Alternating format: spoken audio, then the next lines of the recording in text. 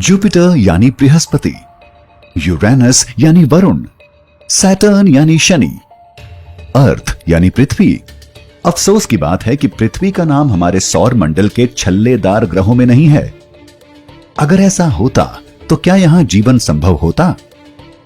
आप देख रहे हैं क्या हो अगर, और यह है क्या हो अगर पृथ्वी के पास भी शनि ग्रह जैसे रिंग्स यानी छल्ले हों। जब पृथ्वी नई थी तो शायद उसके आर पार भी चट्टान के मलबे का एक छल्ला था। 4.5 बिलियन साल पहले एक दूसरा ग्रह थेया पृथ्वी से टकराया था। इस टकराव के बहुत बड़े प्रभाव की वजह से पदार्थ का एक बहुत बड़ा छल्ला पृथ्वी की ऑर्बिट यानी कक्षा में जोर से टकराया था, पर वो वहां काफी समय तक नहीं रहा।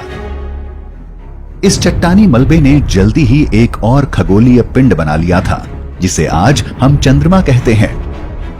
आसमान में ग्रहों के अगल बगल छल्ले देख पाना सिर्फ एक ग्रे रंग की चट्टान को देखने से कहीं ज्यादा शानदार होगा, है ना? पर अगर हमारे ग्रह के अगल बगल भी कल ऐसे सुंदर छल्ले हो जाएं, तो पृथ्वी का काफी जीवन इस नवीकरण प्रक्रिया को नहीं झेल सकेगा। पृथ्वी के अगल बगल छल्ले बनाने के लिए किसी दूसरे टकराव की जरूरत नहीं होगी। हमें बस चंद्रमा के टुकड़े टुकड़े करने होंगे, और इसके लिए हमें सिर्फ उसे थोड़ा पास लाने की जरूरत है। हमारी पृथ्वी चंद्रमा पर जो गुरुत्वाकर्षणीय बल लगाती है वो हर तरफ बराबर नहीं होता। ये चंद्रमा के उस ओर काफी ज्यादा होता है जो हमारी तरफ होता है। खगोलीय पिंड एक दूसरे के कितने करीब हो सकते हैं, इसकी एक सीमा होती है जिसे रोश लिमिट कहते हैं। अगर ये इससे ज्यादा पास आते हैं तो बड़ा पिंड छोटे पिंड को टुकड़ों में तोड़ देता है। दो पिंडों के बीच की रोश लिमिट की दूरी साइज यानी आकार, मास यानी द्रव्यमान और डेंसिटी यानी घनत्व पर निर्भर करती है। उदाहरण के लिए सूरज अपने 1.3 मिलियन किलोमीटर के दायरे के अंदर आने वाले किसी भी कॉमेट यानी धूमकेतु को टुकड़ों में तोड़ देता है। पृथ्वी एक सामान्य आकार के कॉमेट को 18,000 किलोमीटर दूर से तोड़ देगी। चंद्रमा के लिए रोश लिमिट 9,500 किलोमीटर होगी। चंद्रमा के आकार जैसी किसी चीज से हमें जो छल्ले मिलेंगे वो लगभग 5,000 किलोमीटर चौड़े और करीब 9.5 मीटर मोटे होंगे। पर शनि ग्रह के बर्फीले छल्लों से अलग हमारे ग्रह के छल्ले किसी और चीज के नहीं बल्कि चट्टानों के बने हुए होंगे। पृथ्वी इस मलबे को ठंडा नहीं रख सकती क्योंकि वो सूरज के काफी करीब है। जब आप आसमान में देखेंगे तो आप पृथ्वी से हर समय इन छल्लों को देख पाएंगे। इन छल्लों की चमक की वजह से चंद्रमा उतना चमकीला नहीं लगेगा। ऐसा तब होगा जब चंद्रमा हमारे पास बचेगा। अगर चंद्रमा टूट गया और हमारे ग्रह के छल्ले बन गया तो ऊपर आसमान में देखने के लिए कुछ नहीं बचेगा, और इसके कुछ और भी परिणाम होंगे। पृथ्वी से इन छल्लों का अचानक जुड़ना कुछ जानवरों के इंटरनल नेविगेशन सिस्टम को बाधित करेगा।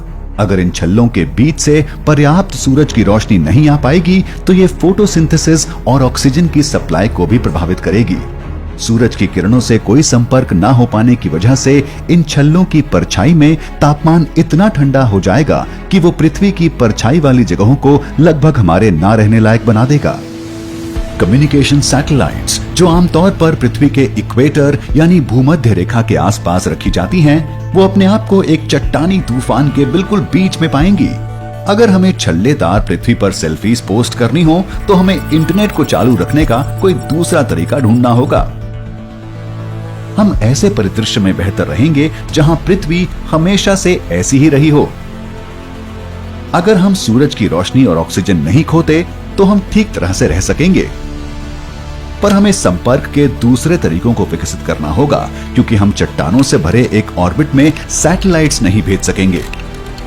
अंतरिक्ष कभी भी हमारी आखिरी सरहद नहीं बनेगी। हमारे ग्रह के अगल बगल ये चट्टानी छल्ले एक तरह के कांटेदार तारों का घेरा होंगे जो हम सबको पृथ्वी पर टिकाए रखेंगे। और शनि ग्रह के छल्लों की तरह पृथ्वी के छल्ले हमेशा के लिए नहीं रहेंगे। एक दिन ये पुराने हो जाएंगे और आसमान से गिरने लगेंगे। आप ये सुनिश्चित कर लें कि जब आप ऊपर आसमान में देख रहे हैं तो आपने हेलमेट पहना हुआ हो।